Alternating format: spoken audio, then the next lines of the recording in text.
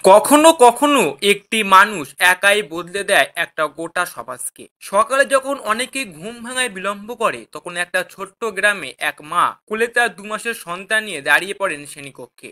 এই গল্প এক আদিবাসী কন্যার, যিনি নিজেই গড়ে তুলেছে একটা স্বপ্নের স্কুল। নাম মালতী মুর্মু। পুরুলিয়া জেলার অযোধ্যা পাহাড়ের কোলে একটা ছোট্ট প্রত্যন্ত গ্রাম জিলিংসেরে। এখানে রাস্তাঘাট ঠিক নাই, নেই কোনো ভালো স্কুল। সরকারি স্কুলের দূরত্ব প্রায় 25 কিমি। আর সেই কারণেই গ্রামের অধিকাংশ শিশুই পড়াশোনা থেকে ছিটকে যাচ্ছিল। 2020 সালে দেশ জুড়ে লকডাউনের সময় সব স্কুল বন্ধ।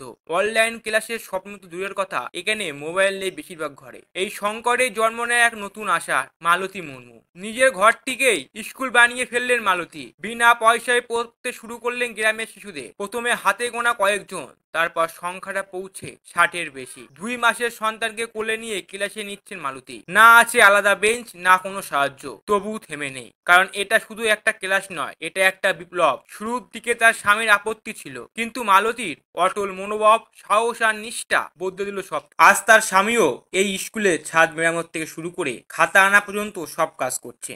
দুজন মিলে তৈরি করেছেন এক শিক্ষার স্বর্গ। আজ মালতী শুধু একজন গৃহবধূ নন, তিনি একটি আদর্শ, একটি জাগরণ, যে দেখিয়েছেন স্কুল গড়তে টাকা লাগে না, লাগে সাহস, মমতা আর অপরিসীম ভালোবাসা। আমরা মালতী মুর্মুকে কুর্নিশ জানাই। তার এই জেদ, এই ভালোবাসা আজ ভারতের প্রতিটি কোণায় ছড়িয়ে পড়ুক, কারণ এমন মানুষটাই সত্যিকারের নেশন বিল্ডার। এক আদিবাসী নারী, যিনি নিজের ঘরটাকেই রূপ দিয়েছেন স্কুলে। এই ভিডিও যদি আপনার হৃদয়ে ছুঁয়ে যায়, তবে ছড়িয়ে দিন মালতীর গল্প। হয়তো কোনো দানশীল হাতে সে আরো অনেক শিশুর ভবিষ্যৎ গড়ে তুলবে, কারণ শিক্ষাই পারে সমাজ বদলাতে, আর সেই বদলের শুরু হয় একজন মালতী মুর্মু থেকে।